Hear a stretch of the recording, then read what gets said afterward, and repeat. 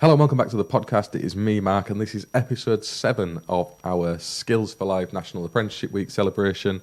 And hopefully the videos and podcasts have been of some use to those of you who are looking to get into industry, or maybe already are. And I'm going to close this one up with a little segment on things to know. So there's lots of abbreviations and terms that you might see out in industry, and to just really delve into what those are, the bodies and brands.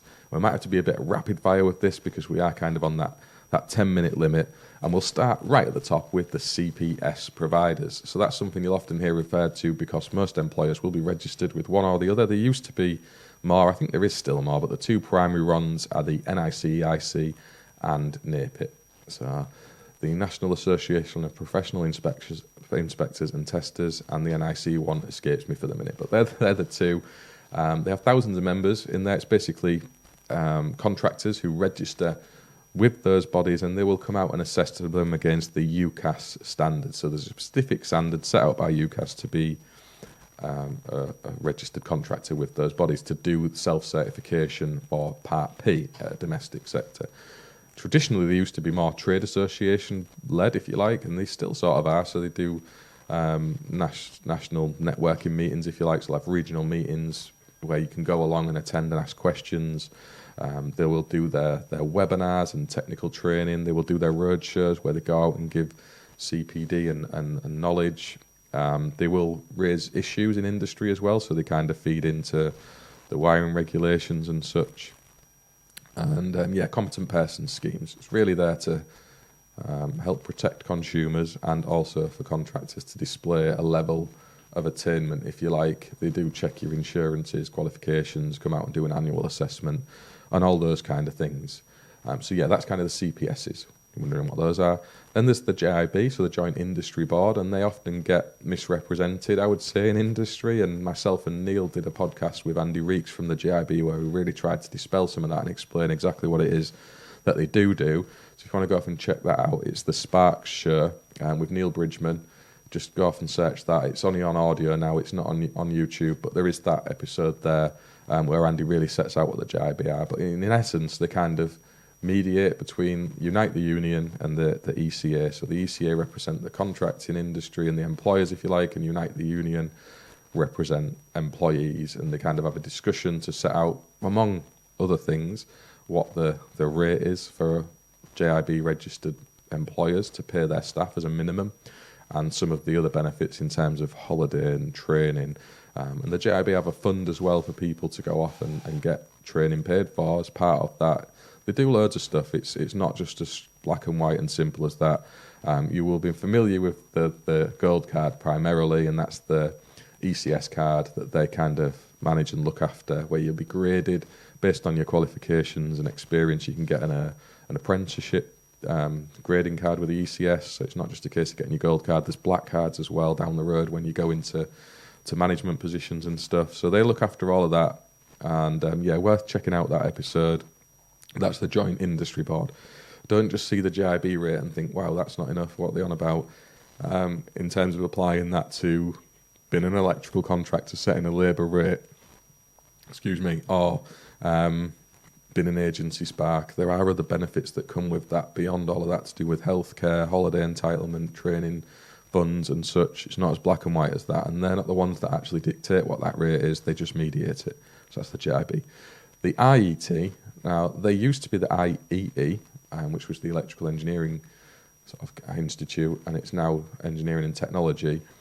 You'll see their logo on the front of the regs books alongside BSI, so they kind of are on the JPL 64 committee, which is another one of those abbreviations that you may or may not hear, but that's kind of where the regulations get formed. So BS 7671, the wiring regulations are kind of built up in that pool, and the IET are a big part of that. You'll see them going off and doing their road shows as well with CEF and ELEX and things like that. They do their webinars and other industry training and initiatives, but they are way bigger than just the electrical industry. They're all over the place now to do with rocket engineering and British Aerospace and all that cool stuff. They're not just uniquely kind of focused in on just the electrical industry. All your guidance documents are produced by the IET as well, so GN1 to GN8, as I've covered before on the podcast.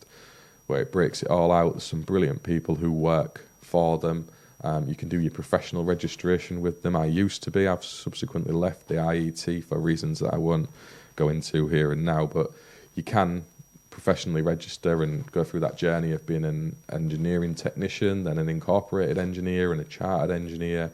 You can be a member. You can be a fellow of the IET as well for those who've done really important work in the electrical industry and get that recognised. So yeah, there's those aspects of the IET as well. So that's the Institute of Engineering and Technology, and you'll see that logo banded around. It's a big underpinning principle, and most of the books you'll be looking at and everything, but they don't offer the wiring regs. That's often a misconception, but they're a big part of how those things are pulled together and produced. And the BSI are kind of with that as well. So BSI have all the documents for British standards, and the wiring regs, BS 7671, is one of those that you need to be aware of. So at the minute we're on the 18th edition. BS 7671 is the electrical wiring regulations. And yeah, you'll learn all about those through the course of your training and the underpinning of what that is. But it kind of backs up, if you like, the electricity at work regulations. So that's your EWR 1989, and the health and safety side of things we spoke about at the start of this kind of all build from that and what's in there. And BS 7671 supplements and supports that. So it's a non-statutory document, but it will be used. I hate referencing the court of law side of things because it's such a lame way to try and get people to take note of something. But it will be used as evidence in a court of law to back up some of the prosecution that might be taking place on the statutory document that is the Electricity at Work Regs 1989. So you need to be aware of those as things to know. Wiring Regs, Electricity at Works. You've then got the ECA and Unite the Union that we spoke about in that arrangement with the GIB. So you have your trade unions. There's more than just Unite. So if you work on a site with a big employer, you may be part of a union, and they kind of try and look after you as a pool of people, where they'll negotiate salary, holiday entitlement, working conditions, welfare facilities, all that kind of stuff. And you can pay to be a part of them, and they'll represent you and make that case as a collective and a whole, rather than you trying to do something at an individual level. So there's that. And the ECA is the Electrical Contractors Association, so employers can kind of join them, and there's loads of benefits you can get through that. They do really help their members. There's lots of bespoke training that they just issue to their members. There's ERAMs, which is an incredible way to get access to documentation that'll help you as an employer. So there's loads of stuff there. And the ECA, they are sort of affiliated and not with the NIC. There's this whole ownership structure of industry that gets a bit weird and complicated, and some conspiracy theorists draw too many conclusions from that. But they are separate in their own right, and they do some great work for industry. CPD, continued professional development, as we mentioned, that's the buzzword of industry at the minute.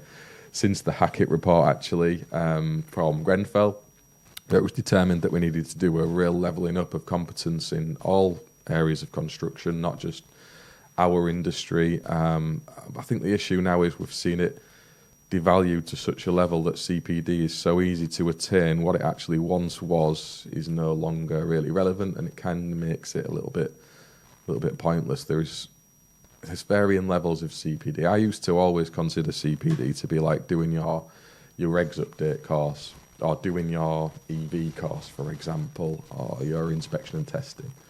Possibly some manufacturer-led stuff, but now we're seeing it, and this is no criticism of any magazines that are doing this, but yeah, a magazine article and reading it can be classed as CPD. For me, it just never is. Maybe I'm thinking about it wrong, but I do think we've gone too far on that road of making everything CPD, when really, it needs to be a higher bar for it to have value, in my opinion. But yeah, you need to record it. Continued professional development, you'll go through that for your whole career. Just stuff you learn day to day. They say it's from reading manufacturer's instructions all the way up to doing an expanded course to develop your learning.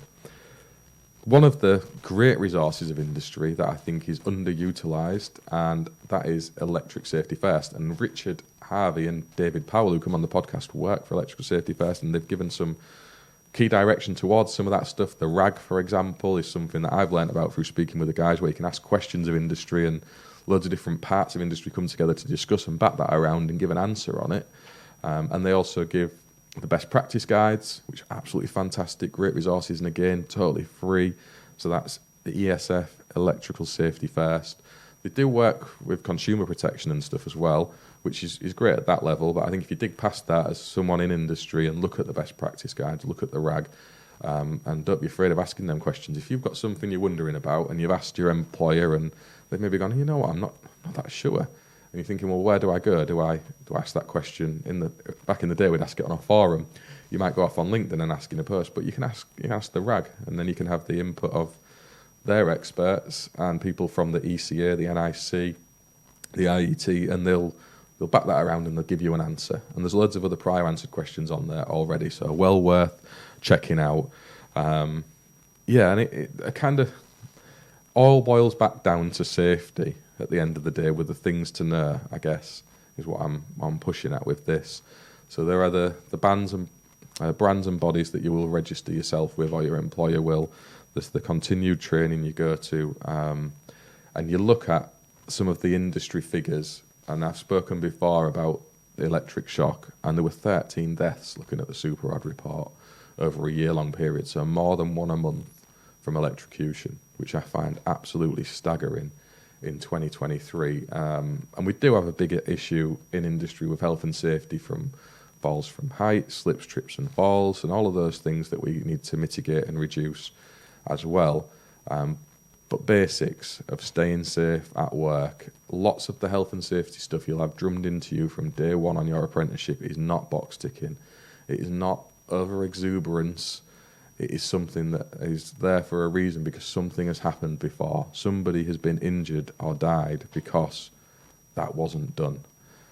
So when you are working with electrical systems, make sure they are de-energised, unless it is unrealistic, impossible for them to be otherwise. There's proper terminology in EWR 1989 which sets it out more clearly, but I'm trying to keep this to a basic layman's understanding. You should only ever do it unless it's absolutely impossible not to. And you should have the skill, competence and processes in place to do it safely, even in those circumstances. So if you're a cable jointer, for example, out working on the grid. Otherwise, the power should be off, and those 13 deaths need to be moved to zero. Some would call that an impossible goal. I don't think it is, and I think it's something that we should work very hard to get nearer to. And hopefully the work that Super Rod are doing in producing those surveys will help industry wake up to that fact that we've got a problem that needs to be properly fixed for good. I'm doing some work in the background that might make a difference, it might not. But all I would say is to those of you who are entering industry right now is don't necessarily take on the bad habits of those who were there today. So if you see people locking a circuit off with some electrical tape, that is not locked off. If you see people buzzing a circuit out by cutting a cable with their croppers, that is not how you isolate stuff. Don't fall into those bad habits yourself, and don't be afraid to call those things out and work towards doing it more safely. I know it's really difficult when you see your peers doing things to try and tell them, you know, that's nonsense, what you're doing that for. It's hard. I'm not going to sit here and pretend it's easy. But yeah, that's one of the things to know of industry. There are still serious implications of when these things go wrong. Electricity is dangerous, and all of that training you're going to get very early on in your career is not health and safety overburden. I think we do get a bit silly when you'll see people saying you need to wear your high-vis and a hard hat when you're working in someone's home, for example. There can be an over-application of PPE which devalues safety as a whole, so we've got to be careful of that as well. But the underpinning message around all of this, when you are working at height, when you are working with electrical systems, to be safe and go home to your family at the end of every day should be the number one priority. And I'd leave my little series of podcasts as National Apprenticeship of Skills for Life is to ensure that you have the opportunity to use them for all of your life by being safe. Don't shortcut yourself, don't shortcut your family, and put that at the centre of everything you do in your career. And I say that as an old-time spark who's done some silly things in the past thanks to bad practices. I was taught and shown in the early part of my career, and I do try my very, very best to show the right way here, while still allowing people to do their job properly.